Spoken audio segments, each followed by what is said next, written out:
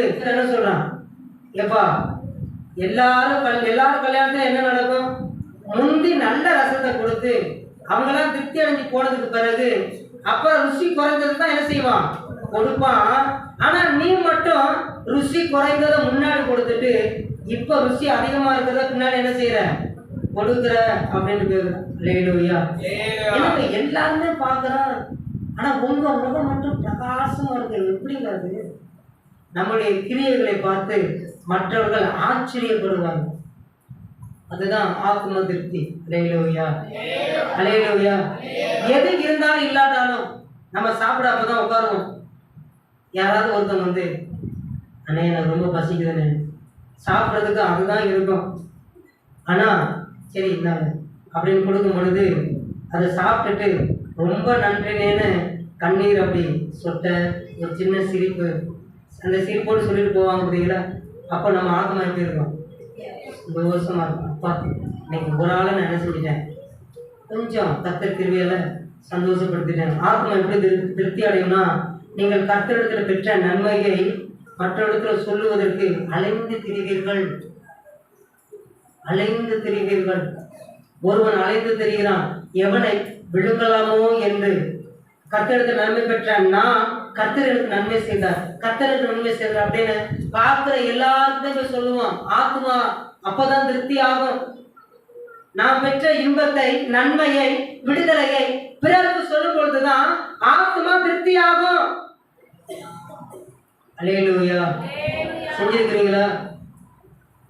உங்க ஆத்மாவை நீங்க திருப்திப்படுத்திருக்கிறீங்களா?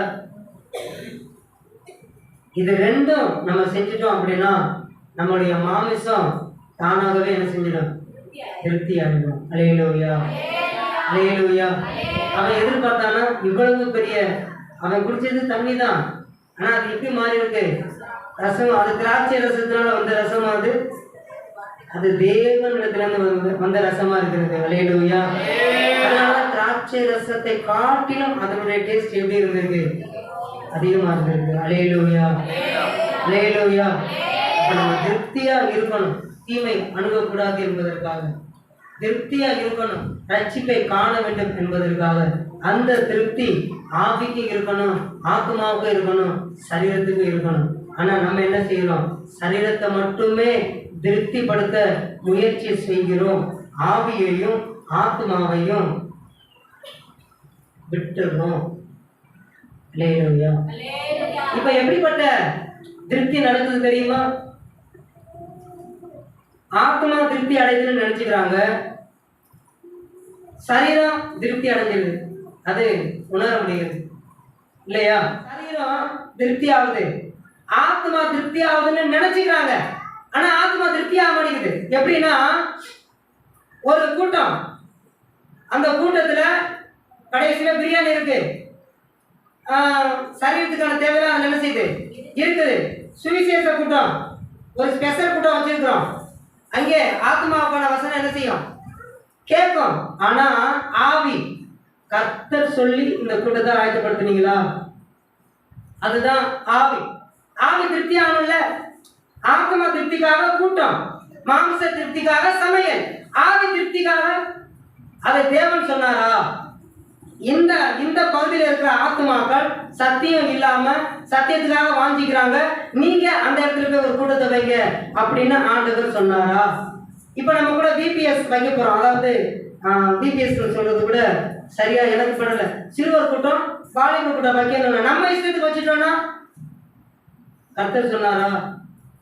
அன்னைக்கு சரி 11 மணிக்கு டீ, 1 மணிக்கு மோர், 4 மணிக்கு ஸ்நாக்ஸ், அப்புறம் 12 to 1 to 1:30 உங்களுக்கு நல்ல சாப்பாடு.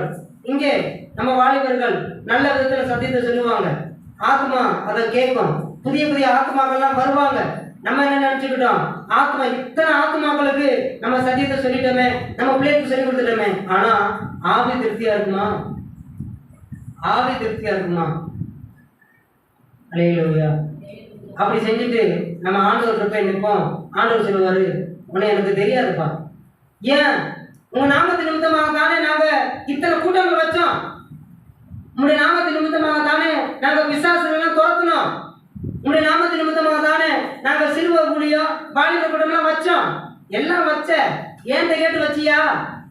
நான் வைக்க சொன்னா? நான் இதை செய்ய சொன்னா? நீனா போய் செஞ்சுக்கிட்டு திருமதி ஏன் ரெண்டு இருக்கிற? அதான் அடுத்த உடனே எனக்கு என்ன செய்யாது, தெரியாதுன்னு சொல்லிடுவோம். அல்லேலூயா. அப்போ ஆத்துமாது ஆவி திருப்தி ஆகணும். அப்ப ஆண்டவர் நம்ம கூட என்ன செய்யணும், பேசணும். ஒரு ஊழியக்காரர், அந்த ஊழியக்காரர் ரொம்ப பிரபலமானவர் வெளிநாட்டில். அந்த ஊழியக்காரருக்காக ஒரு கூட்டத்தை ஒழுங்கு பண்ணிட்டான். லட்சக்கணக்கில் மக்கள் இருக்கிறான். அந்த ஊழியக்காரர் தனக்கு ஒதுக்கப்பட்ட அந்த ரூம்ல இருந்து அந்த கூட்டம் நடக்கிற இடத்துக்கு பிரயாணம் போறார் கார்ல. அவருக்கு அந்த கார்ல போகும் பொழுது ஒரு பஸ் ஸ்டாண்ட்ல ஒருவர் மாற்றுத்திறனாளி ஒருவர் அங்கே என்ன செஞ்சிருக்கிறார், படுத்து முடியாம இருக்கிறார், காய்ச்சலோடு படுத்து இருக்கிறார். அப்ப இந்த ஊழியக்காரர் அங்கு போகும் பொழுது ஆண்டவர் சொல்லுகிறார், ஆவி சொல்லுது, ஆவி என்ன செய்யுது சொல்லுது, நீ அந்த பஸ் ஸ்டாண்ட்ல உட்காரு அப்படின்னு. அங்கே இருக்கிறவங்களுக்காக என்ன செய், ஜெபம் பண்ணு அப்படின்னு சொல்றாரு. இவரோட அந்த காரை நிறுத்திட்டு இறங்கி போய் அந்த பஸ் ஸ்டாண்ட்ல உட்காந்துட்டார். இங்க கூட்டத்துக்கு நேரம் ஆகுது. ஊழியக்காரருக்காக வெயிட் பண்ணிக்கிட்டு இருக்கிறாங்க. போன் மேல போன் பண்ணிட்டே இருக்கிறாங்க. ஆனா அந்த ஊழியக்காரர் கிளம்பவே இல்லை. ஏன்னா அந்த ஆவி அவர் கிளம்ப விடல. நீ இங்கே இரு, இவனுக்காக ஜெபம், இவனுக்காக ஜெபம் அப்படி சொல்லிட்டு இருக்கிறார். அப்ப இவர் சொல்லிட்டாரா, வேற யாரையாவது நீ என்ன செய்ய சொல்லு, பேச சொல்லிக்க. ஆனா ஆண்டவர் இன்றைக்கு என்னை இங்கதான் என்ன செய்ய சொல்றாரு, இருக்க சொல்லுகிறா அப்படின்னு சொல்லி அங்கேயே உட்காந்து ஜெபம் பண்ணாங்க. கொஞ்ச நேரம் ஜெபம் பண்ணதுக்கு பிறகு அந்த மாற்றுத்திறனாளி பரிபூர்ணமான சுகத்தை பெற்றார். அல்லேலூயா, அல்லேலூயா. அங்க இருக்கிற ஜனங்கள் எல்லாம் ஆண்டவரை ஏற்றுட்டாங்க. அப்போ ஆவிய திருப்திப்படுத்தினா ஆத்மா திருப்தி ஆகும். நம்ம ஆண்டவர் சொல்லி ஒரு ஊழியத்தை செஞ்சோம்னா அதன் நிமித்தமாக அறுவடை செய்யலாம். அல்லேலூயா, அல்லேலூயா. நம்மளுக்கு போதுமானது சந்திக்கப்பட்டு இருக்கிறது, உற்சாகத்தோட ஆட்கள் இருக்கிறார்கள், அதனால இதெல்லாம் நம்ம என்ன செஞ்சிடுவோம் அப்படின்னு நினைச்சு முயற்சி பண்ணோம் அப்படின்னா ஆண்டவர் ரொம்ப துக்கப்படுவார். நான் இதை செய்ய சொல்லவே இல்லையப்பா, ஏன் என் நாமத்தை வீணில நீங்க தூசிக்கிறீங்க?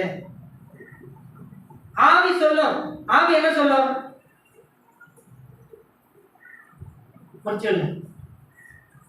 ஆவியை திருப்திப்படுத்தணுமா இல்லையா?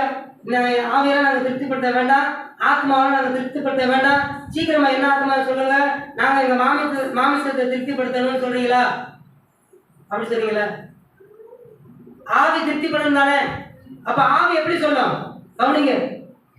ஆவி எப்படி சொல்லணும்னா,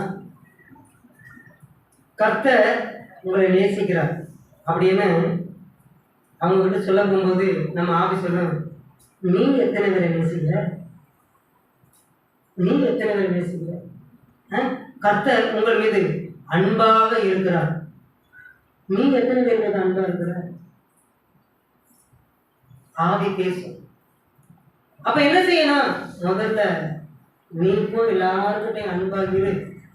அதற்கு பிறகு அந்த ஆத்மாக்கிட்ட போய் சொல்லு, கர்த்தர் அன்பா இருக்கிறார் அப்படின்னு நீ போய் சொல்லு.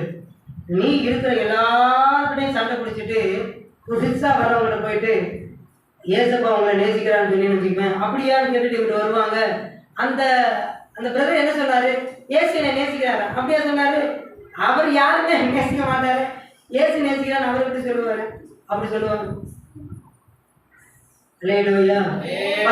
முதல்ல நீ கைக்கொள், பிறகு போதிக்கலாம். நீயே கை கொள்ளல, அப்புறம் போதிக்க மட்டும் போற. வசனத்தின்படி நீ வாழு, அதுல வர பிரச்சனையை அனுபவி. அப்பதான் மத்தவங்க போய் இந்த வசனத்தின்படி நீங்க வாழுங்க, இந்த பிரச்சனை வரும், கவலைப்படாதீங்க, வானத்தையும் பூமியையும் உண்டாக்கின கர்த்தரிடத்திலிருந்து உங்களுக்கு ஒத்தாசை வரும் அப்படின்னு நம்ம சொல்ல முடியும். அல்லேலூயா. ஆனா இப்போ அது நடக்கல, அது நடக்கிறதுக்கான வாய்ப்பு இல்லை. ஏன்னா மாமிசத்துக்கானதை தடவுடலா ரெடி பண்றாங்க, ஆத்மாவுக்கானது ஆத்மா சந்திக்கப்படணும்னு சொல்லிட்டு பிரபலமான ஊழியக்காரரை செலக்ட் பண்றாங்க. ஆனா கர்த்தர் செய்ய சொன்னாரா, அந்த இடத்துல யாரும் போய் அமர்வது இல்லை. அல்லேலூயா, அல்லேலூயா. ஊழியம் பண்ண அவங்க வர அங்கே என்ன இருக்கும், இதை முடிஞ்ச உடனே இதெல்லாம் கொடுத்துருப்பாங்க, அப்படியா சரி. ஆனா வசனம் ஆவியை திருப்திப்படுத்தணும்னா முதல்ல நீங்க என்ன செய்வீங்க? கர்த்தருடைய வார்த்தையை நீங்க கீழ்ப்படுகிறீங்களா?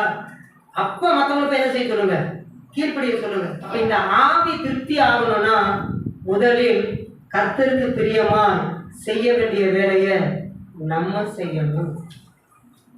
ஆவி நமக்கு உணர்த்தும் பொழுது இந்த வார்த்தை உனக்கு தான், நீ இதை செய்ய போறிய, இதை சொல்ல போறிய, நீ அதற்கு முன்பாக இந்த காரியத்தை செஞ்சிருக்கிறியா? நம்ம ஆவி சொல்லும், நான் செய்யலை, முதல்ல அதை செய்யும். அதை செஞ்சதுக்கு பிறகு நீ மற்ற ஆத்மாக்களை போய் என்ன செய்யலாம், சொல்லலாம் அப்படின்னு அந்த ஆவி சொல்லணும். அப்ப நம்ம எப்போ அந்த ஆவியுடைய வார்த்தைக்கு கீழ்ப்படிஞ்சிட்டோம்னு வச்சுக்கோங்களேன், நம்ம ஆத்மா சந்தோஷமாயிடும். நம்ம ஆத்மா சந்தோஷம் ஆயிடுச்சுன்னா அடுத்த ஆத்மா கிட்ட போய் நம்ம ஆத்மா சொல்லும், அல்லேலூயா. அப்ப இந்த ஆத்மா என்ன செய்யும், திருப்தி அடையும். அப்படி சொல்லும் பொழுது யாராவது ஒருவர் எனக்கு நல்ல செய்தி சொல்லிட்டீங்க, உங்களை நாங்கள் என்ன செய்யக்கூடாது, சும்மா அனுப்பக்கூடாது, இரு ஏதாவது இந்த தண்ணியாவது நீங்க என்ன செஞ்சுட்டு போங்க, குடிச்சிட்டு போங்கன்னு நம்முடைய சரீரத்தை அவர்கள் என்ன செய்ய திருப்திப்படுத்துவார்கள். அல்லேலூயா, அல்லேலூயா. கர்த்தருக்கு பயப்படுதல் ஜீவனுக்கு எதுவானது, அதை அடைந்தவன் திருப்தி அடைந்து நிலைத்திருப்பான், தீமை அவனை என்ன செய்யாது, அணுகாது. அல்லேலூயா. அந்த திருப்தி அடைகிற சும்மா இல்லை, நீடித்த நாட்களால் அவனை திருப்தியாக்கி என் ரட்சிப்பை அவனுக்கு நான் என்ன செய்வேன், காண்பிப்பேன். அப்போ இந்த திருப்தி தினமும் நம்ம என்ன செய்யணும், இருக்கணும். காலையில சரீரம் திருப்தியாக நம்ம பிரயாசப்படுறோம், மதியம் சரீரம் திருப்தியாக நம்ம பிரயாசப்படுறோம், இரவு சரீரம் திருப்தியாக நம்ம பிரயாசப்படுறோம். அந்த 3 வேளையிலையும் ஆவி திருப்தியாக இருக்க, ஆத்மா திருப்தியாக இருக்க நம்மளை நாம் ஆராய்ந்து பார்க்கணும். திருப்தியாக இருந்துச்சுன்னா என்னை ஆண்டவர் திருப்தியாக நடத்தி இருக்கிறார், அதற்காக போலீஸ் பார்க்கலாம். இல்லையா, ஆண்டவரை என்னை நடத்துங்க. ஏன்னா ஆவி திருப்தி அடையணும். நான் என்ன செய்ய, நான் செய்யற குறையில எனக்கு நீங்க என்ன செய்யுங்க சொல்லுங்க. இன்னும் நீ வேதம் வாசிக்கவே இல்லையம்மா, அப்படியா, உடனே போய் வேதம் வாசிச்சா ஆவியானவர் நம்மளோட பேசுவார், இதை செய்யுங்க. அந்த வார்த்தைக்கு கீழ்ப்படுத்திட்டோம் அப்படின்னா அடுத்த ஆத்மாவை நம்ம இடத்துல தேவன் அழைத்து வருவார். அல்லேலூயா. அப்ப அழைத்து வரும் பொழுது நம்ம அவங்க கிட்ட இந்த ஆண்டை பத்தி சொல்லுவோம், அது அவங்களுக்கு எப்படி இருக்கும், பிரயோஜனமா இருக்கும். அதன் நிமித்தமாக சரீரம் நம்மளுக்கு என்ன இருக்கும், திருப்தி அடையும். அல்லேலூயா, அல்லேலூயா. வருகிற நாட்கள்ல திருப்தியாக நம்ம வாழ்வோமா?